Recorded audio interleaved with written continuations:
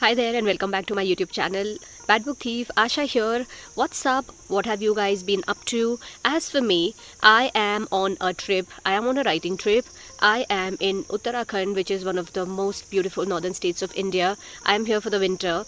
It's just the start of winter, and today I am here in the middle of nowhere at 2 o'clock in the afternoon. As you can see around me, I am in the woods and I am here on a break for 15 days so I can finish this novel that I started work on. Sometimes I feel we just need a change of place, we need a change of environment in order to get going with what we started and probably also finish it. That's exactly what I needed. So I am here in the afternoon. I was working on my book and I managed another 1500 words in the writing, and I am so cold right now. I am at 10 degrees in the afternoon, and I have got my sweater with me just in case it gets too cold, although I've got almost 3 layers of clothing on me to keep me warm. I have these pine cones from the forest around me. I love these things. I feel they are very rustic and beautiful, so I'm going to take this home. And I have this book, which is John Grisham's Camino Island, and I'm going to take this opportunity today to talk about this book right here in the middle of nowhere. Before we start with the review, I want to ask you to please subscribe to my channel if you haven't already. I talk about books, I talk about my favorite authors, and I sometimes talk about other stuff as well.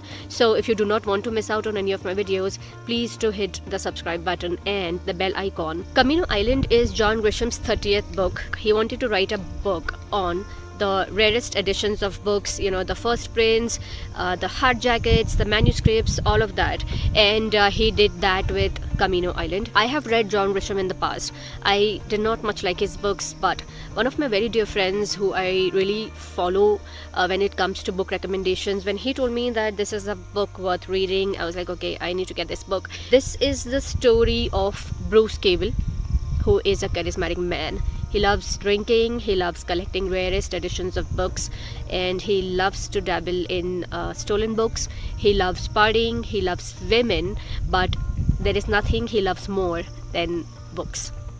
So he is one of the central characters. Another character that we have is Mercer Mann.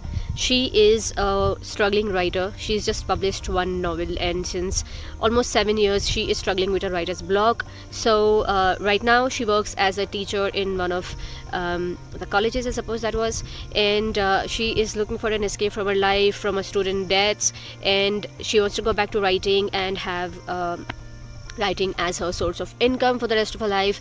So the story really revolves around these two people, but what really ties them together is a heist that happens at the Princeton University. This university, which has a vault with the rarest manuscripts and editions of books. Since these are so valuable, the FBI is involved. They cannot track these thieves, rather the culprits, and now that's where Mercer and Bruce Cable come into the picture. Now Bruce Cable has a bookstore. He lives at Camino Island, and that's where Mercer Mann belongs to as well. She had a beach cottage, or rather her grandmother had a beach cottage. She's not been there in years because her grandmother passed away, and after that memories and all of that, so she never went there. But FBI tracks her down, and now she is the right person to kind of come into the picture and help the FBI out to trace these manuscripts, because everybody knows Bruce Cable's love for books, his love for rarest editions of books. FBI is quite convinced that it's Bruce Cable who's got the manuscripts, but they cannot track him down, or they cannot put a finger on him, rather, because he's such a famous man. He's so popular amongst writers, he's so popular amongst the locals. They track down Mercer, and they make her the bait to get in touch with Bruce Cable and get the information that they are looking for. So that's really the plot, where a heist happens.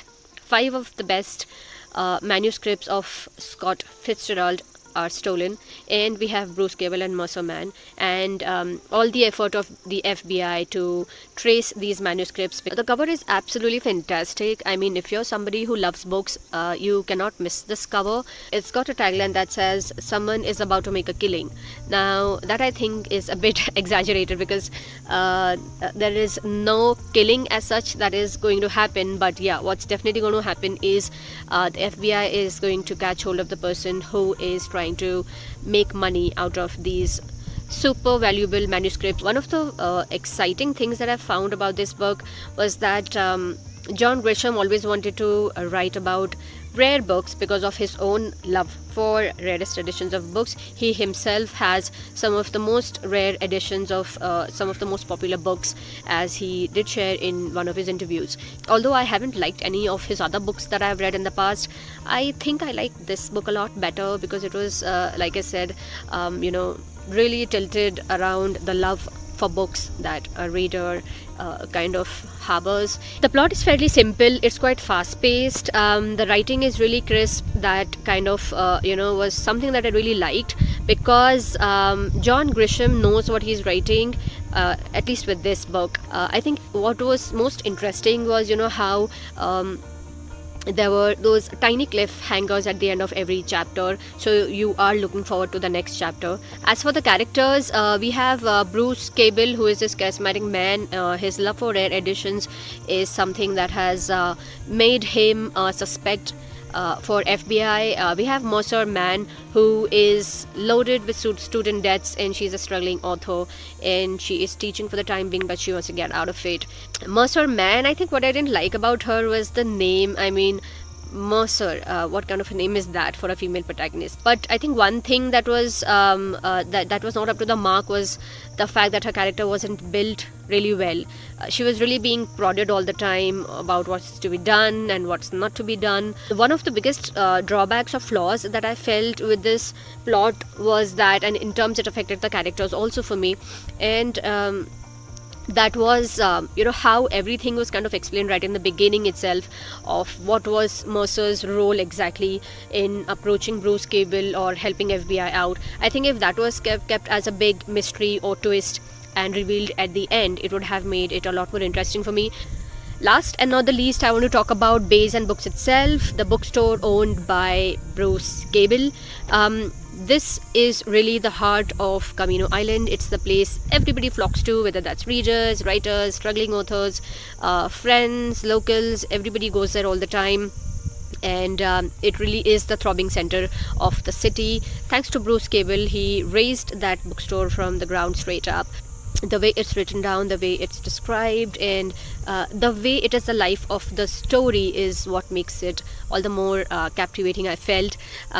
If you are a bookshop, a bookstore lover like me, you would probably want to visit that place too sometime. I know I want to, and I also know that it's a fictional shop, but if there was such a place, I would definitely want to visit that place and feel those vibes, where everywhere people are just talking about books, people are talking about writer's block, how to beat writer's block, and people are talking about the best books they wrote and the things that didn't work for them. I think for aspiring authors, that's the place you want to be. So for me, that was really special. For all of you guys who are writing or have published your books or are hoping to publish your book soon or sometime in your lifetime, you are going to love this book for that fact. Absolutely. With that, I'm going to end my review of Camino Island by John Grisham.